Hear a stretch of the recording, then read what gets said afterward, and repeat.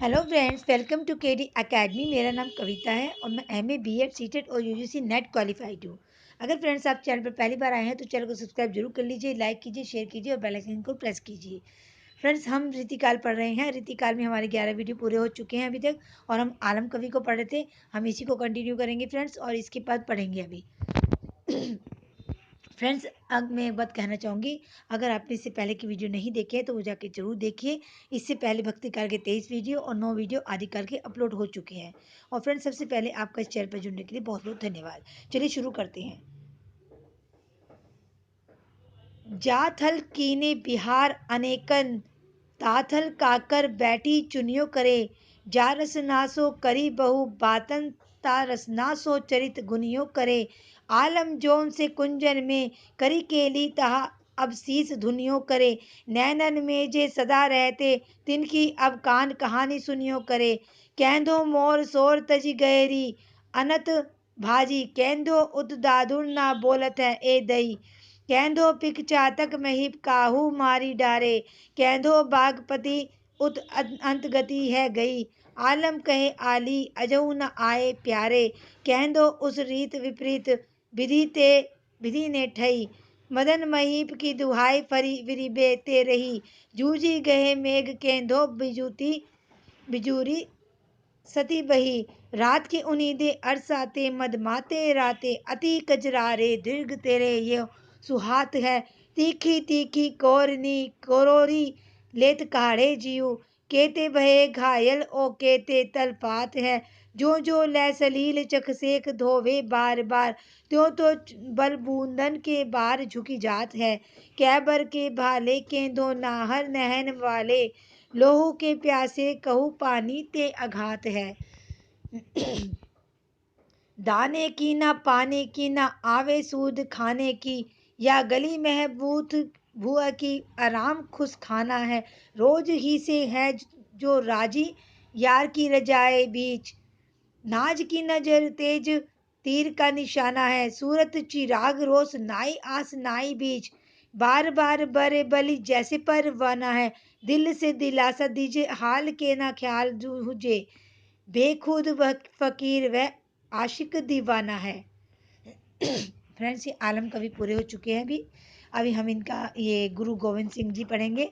ये सिखों के महापराक्रमी 10वें गुरु थे। ये फ्रेंड नोट कर लो कि गुरु गोविंद जी का नंबर कौन सा था। ये 10वें गुरु थे, सिखों के 10वें महापराक्रमी। जन्म संवत 1723 में और सत्यलोकवास संवत 1765 में हुआ इनका। यद्यपि सब गुरुओं ने थोड़े बहुत पद भजन आदि बनाए हैं, पर ये महाराज काव्य के अच्छे ज्ञाता और ग्रंथकार थे। सिखों में शास्त्र ज्ञान का अभाव इन्हें बहुत खटका था और इन्होंने बहुत से सिखों को व्याकरण, साहित्य, दर्शन आदि के अध्ययन के लिए काशी भेजा था। ये हिंदू भावों और आर्य संस्कृति की रक्षा के लिए बराबर युद्ध करते रहे। तिलक और जनेऊ की रक्षा में इनकी तलवार सदा खुली रहती थी। यद्यपि सिख संप्रदाय की निर्गुण उपासना है, पर सगुण स्वरूप के प्रति इन्होंने पूरी आस्था प्रकट की है और देव कथाओं की चर्चा बड़े भक्ति भाव से की है। यह बात प्रसिद्ध है कि ये शक्ति के आराधक थे। इनके इस पूर्ण हिंदू भाव को देखने से यह बात समझ में नहीं आती कि वर्तमान समय में सिखों की एक शाखा विशेष के भीतर पैगंबरी मजहबों का कट्टरपन कहाँ से और किसकी प्रेरणा से आ घुसा है। इन्होंने हिंदी में कई अच्छे और साहित्यिक ग्रंथों की रचना की है, जिनमें से कुछ के नाम ये हैं। अब ध्यान से देख लीजिए इनके ग्रंथों के नाम। सुनीता प्रकाश, सर्वलोह प्रकाश, प्रेम सुमार्ग, बुद्धि सागर और चंडी चरित। ये फ्रेंड्स गुरु गोविंद सिंह के, नोट कर लो, ये इंपॉर्टेंट है। चंडी चरित की रचना पद्धति बड़ी ही ओजस्विनी है। ये प्रौढ़ साहित्यिक ब्रज भाषा लिखते थे। चंडी चरित की दुर्गा सप्तशती की कथा बड़ी सुंदर कविता में कही गई है। इनकी रचना को ध्यान देख लीजिए फ्रेंड्स। निर्जन निरूप हो कि सुंदर स्वरूप हो कि भूपन की के भूप हो कि भूपन के भूप हो कि दानी महादान हो, प्राण के बचैया दूध पूत के दवैया, रोग सोग के मिटैया केंदो मानी महामान हो, विद्या के विचार हो कि अद्वैत अवतार हो कि शुद्धता की मूर्ति हो कि सिद्धता की शान हो, जोबन की जाल हो कि कालहु के काल हो कि शत्रुन के साल हो कि मित्रन के प्राण हो, 8वें कवि फ्रेंड्स है श्रीधर या मुरलीधर। ये प्रयाग के रहने वाले थे। इन्होंने कई पुस्तकें लिखी और बहुत सी फुटकल कविता बनाई। संगीत की पुस्तक नायिका भेद, जैन मुनियों के चरित्र, कृष्ण लीला के फुटकल पद, चित्रकाव्य इत्यादि के अतिरिक्त इन्होंने जगनामा नामक ऐतिहासिक प्रबंध काव्य लिखा जिसमें फर्रुखसियर और जहांदार शाह के युद्ध का वर्णन है। यह ग्रंथ काशी नागरी प्रचारणी सभा द्वारा प्रकाशित हो चुका है। इस छोटी सी पुस्तक में सेना की चढ़ाई, साज सामान आदि का कवि सवैया में अच्छा वर्णन है। इनका कविता काल संवत 1767 के आसपास माना जा सकता है। जगनामा का एक उदाहरण देख लीजिए। इनका कवि दे रखा है फ्रेंड्स।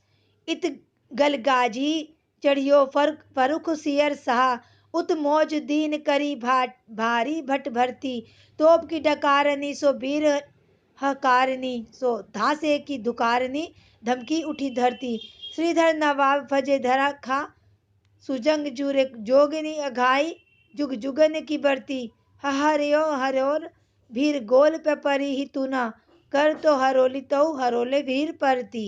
9वें कवि फ्रेंड्स है लाल कवि। इनका नाम गोरे लाल पुरोहित था और ये मऊ बुंदेलखंड के रहने वाले थे। इन्होंने प्रसिद्ध महाराज छत्रसाल की आज्ञा से उनका जीवन चरित्र दोहो चौपाई में बड़े ब्यौरे के साथ वर्णन किया है। इस पुस्तक में छत्रसाल के समय 1764 तक का ही वृतांत आया है। इससे अनुमान होता है कि या तो यह ग्रंथ अधूरा ही मिला है अथवा लाल कवि का परलोकवास छत्रसाल के पूर्व ही हो गया था। जो कुछ हो, इतिहास की दृष्टि से छत्र प्रकाश बड़े महत्व की पुस्तक है। इसमें सब घटनाएं सच्ची और सब ब्यौरे ठीक ठीक दिए गए हैं। इसमें वर्णित घटनाएं और संवत आदि ऐतिहासिक खोज के अनुसार बिल्कुल ठीक है।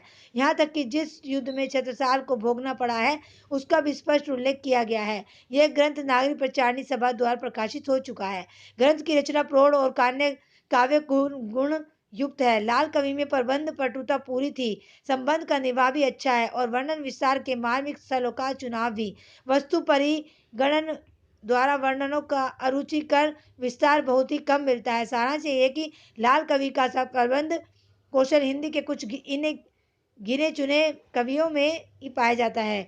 शब्द वैचित्र्य और चमत्कार की फेर में इन्होंने कृत्रिमता कहीं से नहीं आने दी है। भावों का उत्कर्ष जहाँ दिखाना हुआ है वहाँ भी कवि ने सीधी और स्वाभाविक उक्तियों का ही समावेश किया है। ना तो कल्पना की उड़ान दिखाई है और ना ही वहाँ की जटिलता देश की दशा की ओर भी कवि का पूरा ध्यान जान पड़ता है।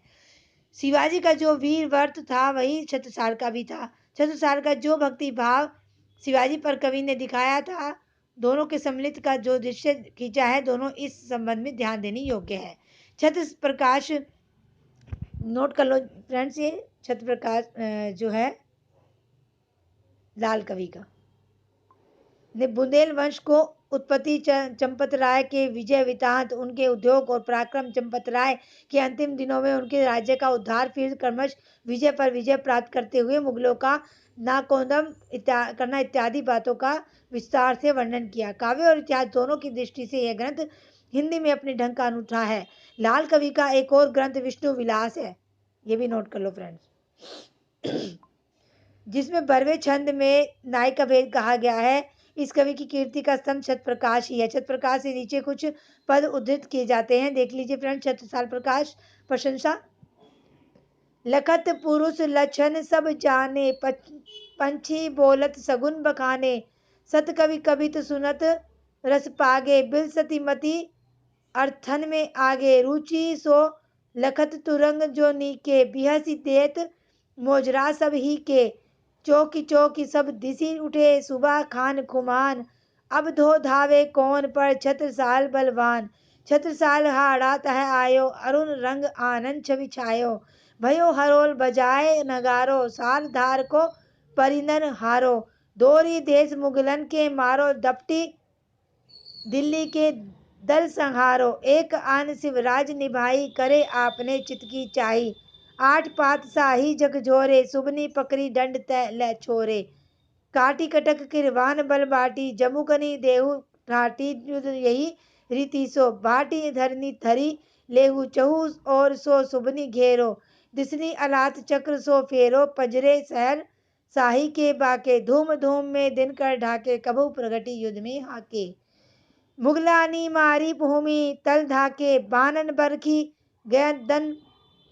गेंदन फोरे, तुर्कन तमक तेग तर तारे, कभू उमड़ी अचानक आवे, घन सम घुमड़ी लो बरसावे, कभू हाकी हलोलन कूटे, कभू चापी चंदालनी लूटे, कभू देश दोहरी कहलावे, रसद कहू की कड़न न पावे। 10वें कवि फ्रेंड्स है घनानंद। ये मोस्ट इंपॉर्टेंट है फ्रेंड्स, इनका ध्यान से सुन लेना। ये साक्षात रस मूर्ति और ब्रज भाषा, इन्हें क्या कहा गया है? साक्षात रस मूर्ति। ये नोट कर लो फ्रेंड्स इसके बारे में। ब्रज भाषा काव्य के प्रधान स्तंभों में है। इनका जन्म संवत 1746 के लगभग हुआ था और ये संवत 1796 में नादर शाही में मारे गए। ये जाति के कायस और दिल्ली के बादशाह मोहम्मद शाह के मीर मुंशी थे। कहते थे कि एक दिन दरबार में कुछ कुचक्रियों में बादशाह से कहा कि मीर मुंशी साहब गाते बहुत अच्छा है। बादशाह से इन्होंने बहुत टाल मटोल किया। इस पर लोगों ने कहा कि ये इस तरह ना गाएंगे, यदि इनकी प्रेमिका सुजान नाम की वेश्या कहे तब गाएगी। वेश्या बुलाई गई। इन्होंने उसकी ओर मुंह और बादशाह की तरफ पीट करके ऐसा गाना गाया कि सब लोग तन्मय हो गए। बादशाह इनके गाने पर जितना खुश हुआ उतना ही बेअदबी पर नाराज। उसने इन्हें शहर से निकाल दिया। जब ये चलने लगे तब सुजान से भी साथ चलने को कहा, पर वह ना गई। इस पर इन्हें विराग उत्पन्न हो गया और ये वृंदावन जाकर निम्बार्क संप्रदाय के वैष्णव हो गए और वहीं पूर्ण विरक्त भाव से रहने लगे। वृंदावन भूमि का प्रेम इनके इस कविता से झलकता है।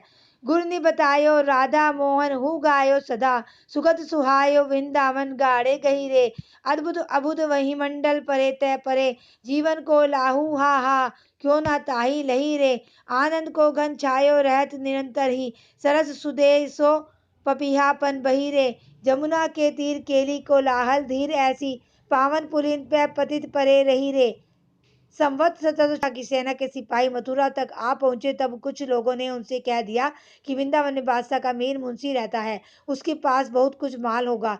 सिपाहियों ने इन्हें आ घेरा और जर जर जर अर्थात धन धन धन लाओ चिल्लाने लगे। घनानंद जी ने शब्द को उलटकर रज रज रज कहकर 3 मुट्ठी वृंदावन की धूल उन तक फेंक दी। उनके पास सिवा उसके और था ही क्या।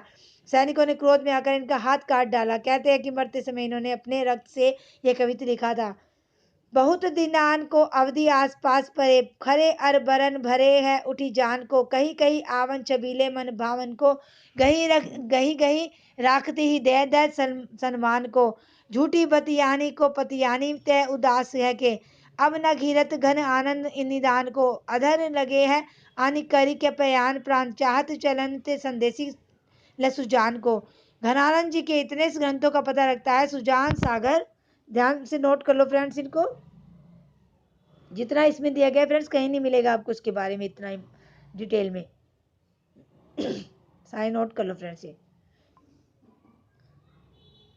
सुजान सागर, विरह लीला, कोक सागर, रस केलीवल्ली और कृपा कंद। इसके अतिरिक्त इनके कविता संग्रहों के फुटकर संग्रह 150 से लेकर 425 कविताओं तक मिलते हैं। कृष्ण भक्ति संबंधी इनका एक बहुत बड़ा ग्रंथ छत्रपुर राज पुस्तकालय में है, जिसमें प्रिया प्रसाद ब्रज व्यवहार, वियोग की वैली, कृपा कंद, निबंध, गिरी गाथा, भावना प्रकाश, गोकुल विनोद, धाम चमत्कार, कृष्ण कौमुदी, नाम माधुरी, वृंदावन मुद्रा, प्रेम पत्रिका, रस बसंत इत्यादि अनेक विषय वर्णित है। इनकी विरह लीला ब्रज भाषा में है, पर फारसी के छंद में है। इनकी विशुद्ध सरस और शक्तिशालिनी ब्रज भाषा लिखने में और कोई कवि समर्थ नहीं हुआ। विशुद्धता के साथ प्रौढ़ता और माधुर्य भी अपूर्वी ही है।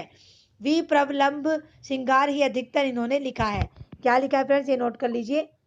विप्रलंभ श्रृंगार, ये वियोग श्रृंगार के प्रधान मुक्तक कवि हैं। ये भी नोट कर लो फ्रेंड्स। प्रेम की पीर ही को लेकर इनकी वाणी का प्रादुर्भाव हुआ। प्रेम मार्ग का ही ऐसा प्रवीण और धीर पाथिक और जन्मादानी का दावा। फ्रेंड्स ये मोस्ट इंपॉर्टेंट है, ये लाइन नोट कर लीजिए। ये रामचंद्र शुक्ल के कथन में पूछी जा चुकी है। प्रेम की पीर ही को लेकर इनकी वाणी का प्रादुर्भाव हुआ। प्रेम मार्ग का ऐसा प्रवीण और धीर पथिक तथा जम्बादानी का ऐसा दावा रखने वाला ब्रज भाषा का दूसरा कवि नहीं हुआ था। अतः इनके संबंध में निम्नलिखित उक्ति बहुत ही संगत है। नहीं महाब्रज भाषा प्रवीण और सुंदर ताहू के भेद को जाने, योग वियोग की रीति में कोविद भावना भेद स्वरूप को ठाने, चाह के रंग में भिजो हियो बिछुरे मिले प्रीतम शांति न माने, भाषा प्रवीण सुछंद सदा रहे सो घन जू के कवित बखाने। इन्होंने अपनी कविताओं में बराबर सुजान को संबोधन किया है, जो श्रृंगार में नायक के लिए और भक्ति भाव में भगवान कृष्ण के लिए प्रयुक्त मानना चाहिए। कहते हैं कि इन्हें अपनी पूर्व प्रेयसी सुजान का नाम इतना प्रिय था कि विरक्त होने पर भी इन्होंने उसे नहीं छोड़ा। यद्यपि अपने पिछले जीवन में घनानंद विरक्त भक्त के रूप में वृंदावन जा रहे, पर इनकी अधिकांश कविता भक्ति भाव की कोटि में नहीं आएगी, श्रृंगार की ही कही जाएगी। लौकिक प्रेम की दीक्षा पाकर ही ये पीछे भगवत प्रेम में लीन हुए। कविता इनकी भाव पक्ष प्रधान है, कोरे विवाह पक्ष का चित्रण इनमें कम मिलता है। जहाँ रूप छटा का वर्णन इन्होंने किया भी है, वहाँ उसके प्रभाव का ही वर्णन मुख्य है। इनकी वाणी की प्रवृत्ति अंतर्वृत्ति निरूपण की और ही विशेष रहने के कारण बाह्यार्थ निरूपक रचना कम मिलती है। होली के उत्सव मार्ग में नायक नायिका की भेंट, उनकी रमणीय चेष्टाओं आदि के वर्णन के रूप में ही वह पाई जाती है। संयोग का भी कहीं कहीं भ्रम वर्णन मिलता है, पर उसमें भी प्रधानता बाहरी व्यापारों की चेष्टाओं की नहीं है, हृदय के उल्लास और लीनता की है। प्रेम दशा की व्यंजना ही इनका अपना क्षेत्र है। प्रेम की गूढ़ अंतरदशा का उद्घाटन जैसा इनमें है, वैसा हिंदी के श्रृंगारी कवि में नहीं। इस दशा का पहला स्वरूप है हृदय या प्रेम का आधिपत्य और बुद्धि का अधीन पद, जैसा कि घनानंद ने कहा है। रिज सुजान सची पट रानी, बची बुद्धि बापूरी है करी दासी। प्रेमियों की मनोवृत्ति इस प्रकार की होती है कि प्रेम की कोई साधारण चेष्टा भी देखकर उसका अपनी ओर झुकाव मान लिया करते हैं और फूले फिरते हैं। इसका कैसा सुंदर आभास कवि ने नायिका के इस वचन द्वारा दिया है, जो मन को संबोधन करके कहा गया है। रुचि के वे राजा जान प्यारे हैं, आनंद घन होत कहाँ हेरे रंक मणि लीनो मेल सो। कवियों की इसी अंतर्दृष्टि की ओर लक्ष्य करके एक प्रसिद्ध वन तत्ववेता ने कहा कि भावों या मनोविकारों के स्वरूप परिचय के लिए कवियों की वाणी का अनुशीलन जितना उपयोगी है, उतना मनोवैज्ञानिकों के निरूपण का नहीं। प्रेम की अनिर्वचनीयता का आभास घनानंद ने विरोधाभासों के द्वारा दिया है। उनके विरोध मूलक वैचित्र्य की प्रवृत्ति का कारण यही समझना चाहिए। यद्यपि इन्होंने संयोग और वियोग दोनों पक्षों को लिया है, पर वियोग की अंतर्दशाओं की ओर दृष्टि अधिक है। इसी से इनके वियोग संबंधी पद प्रसिद्ध है। वियोग वर्णन भी अधिकतर अंतर्वृत्ति निरूपक है, बाह्य निरूपक नहीं। घनानंद ने ना तो बिहारी की तरह वीर ताप को बाहरी माप से मापा है, ना बाहरी उछल कूद दिखाई दी है। जो कुछ हलचल है वह भीतर की है। बाहर से यह वियोग प्रशांत और गंभीर है, ना उसमें करवटें बदलना है, ना सेज का आग की तरह तपना है, ना उछल उछल कर भागना है। उनकी मौन मधी पुकार है। यह निसंकोच कहा जा सकता है कि भाषा पर जैसा अचूक अधिकार इनका था, वैसा और किसी कवि का नहीं। भाषा मानो इनके अध्याय के साथ जुड़कर ऐसी वंशवर्तिनी हो गई थी कि ये उसी अपनी फ्रेंच ये लाइन नोट कर लीजिए, क्योंकि ये पूछी जा सकती है घनानंद के बारे में कि ये किसने कही है, ये पूछी। अधिकतर इनकी या वैसा और किसी कवि का नहीं। भाषा मानो इनके हृदय के साथ जुड़कर ऐसी वंशवर्तिनी हो गई थी कि उसे अपनी अनूठी भाव भंगी के साथ साथ जिस रूप में चाहते हैं उस रूप में मोड़ सकते थे। उनके हृदय का योग पाकर भाषा की गतिविधि का आभास हुआ और वह पहले से कहीं अधिक बलवती दिखाई पड़ी। जब आवश्यक होती थी तब ये उसे बंधी प्रणाली पर से हटाकर अपनी नई प्रणाली पर ले जाते थे। भाषा की पूर्व अर्जित शक्ति से ही काम न चलाकर इन्होंने उसे अपनी ओर से नई शक्ति प्रदान की है। घनानंद जी उन विरले कवियों में हैं जो भाषा की व्यंजकता बढ़ाते हैं। अपनी भावनाओं के अनूठे रूप रंग की व्यंजना के लिए भाषा का ऐसा बेधड़क प्रयोग करने वाला हिंदी के पुराने कवियों में दूसरा नहीं हुआ। भाषा के लक्षक और व्यंजक बल की सीमा कहाँ तक है, इनकी पूरी परख इन्हीं को थी। लक्षण का विस्तृत मैदान खुला रहने पर भी हिंदी कवियों ने उसके भीतर बहुत ही कम पैर बढ़ाया। एक घनानंद ही ऐसे कवि हुए हैं जिन्होंने इस क्षेत्र में अच्छी दौड़ लगाई। लाक्षणिक मूर्तिमता और प्रयोग वैचित्र्य की जो छटा इनमें दिखाई पड़ी, खेद है कि वह फिर पौने 200 वर्ष पीछे जाकर आधुनिक काल के उत्तरार्ध में अर्थात वर्तमान काल की नूतन काव्यधारा में ही अभिव्यंजनावाद के प्रभाव से कुछ विदेशी रंग लिए प्रकट हुए। घनानंद का प्रयोग वैचित्र्य दिखाने के लिए कुछ पंक्तियां नीचे उद्धृत की जाती है।